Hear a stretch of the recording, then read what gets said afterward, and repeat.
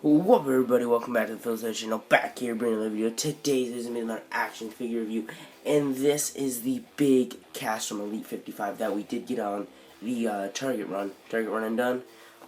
Actually not done because I want to go back soon and get some more of those figgies. If you guys don't see the toy hunt where we found this figure, make sure you definitely check that out. Because you know a lot more about like why I got this figure, so I don't like to explain it now. But it does come with pretty cool accessories, I must say. It comes with 2 rubber shirts, his like signature microphone, and his chain. So yeah, and it's got a pretty cool attire. Nothing really special. Yeah, it's just the generic modern day Elite. Big cast on the side, name on the side, and some facts about him on the back with a screaming face. You know, I wish they got like pictures because it's like the same attire he's wearing here. It's just not the same facial expression, which is kind of sad. But you know what? It's whatever. I can't believe he's 7 feet. He's pretty tall, and I don't know why I keep swearing, guys. I'm sorry. The rest of the figures in the set pass. Saw them there, but they were all scuffed up. Not gonna get them. Maybe get them in the future. Probably not. Clearly got them, and I'm not sure. But with that said, let's crack right into this figure. With this figure out of the packaging, I don't know what to go over first. I'll start with the diorama because personally that's the least important. No offense, like Rob Schamberger, I know he works hard on this stuff. Pretty cool. I like that it's cardboard because that means I can like reuse it. And the pads are cool. I'm just not a big diorama guy because I'm not gonna buy the whole set if I don't like it. Next, let's get into the accessories. We have 2 shirts. We have a Bada Boom with the Certified G logo in the top. Let's focus in on that real quick. It's actually a pretty cool detail. There's some white specks, but that might just be dust. Then Realist, guys, it says in the room. I don't know if you guys can see the in the room. The thing I don't like is that it says Enzo and Cass back there. And I didn't buy Enzo because I don't want Enzo. I find him rather useless, much as the Cruiserweight division did, and so I'm not going to buy him. Here we have a Certified G shirt, and this was the one I figured I'd put on him for like stop motion and stuff. And then on the back in the same blue font, and you can't teach that, but again it has Enzo and Cass, which means it might just go right into like our crowd type of thing. The next accessory is the microphone in his hand. Why don't you just give it to me? Now my figure has some trouble standing. He won't like stand at all.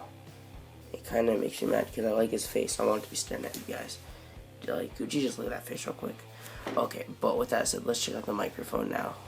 Wasting way too much time here. It has the leopard print, like, yeah, just the leopard print for the bottom part. It's like the old style microphone. There is actually like a lot of detail into like the sculpting of the nut that would let this move up and down. This thing does not move up and down, but it is pretty flexible rubber down here at the bottom, so it does bend, but it's manageable, I guess, and not good to do that. Let's just set this back up here.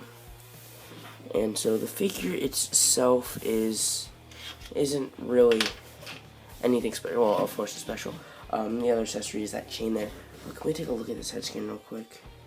Let that look at you. Big, beautiful blue eyes. Nice long red wrist tape on the hand. As I was saying, I think the arms are a bit small. Not for big cast, but for this body. Now the torso is like a Damien Sandow torso, but it seems to be a bit longer for the top part. I'm not sure, but oh yeah, the hair looks good.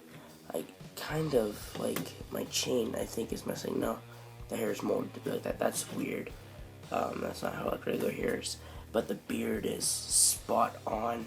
Moving down the figure, we have his trunks that say Big Cass.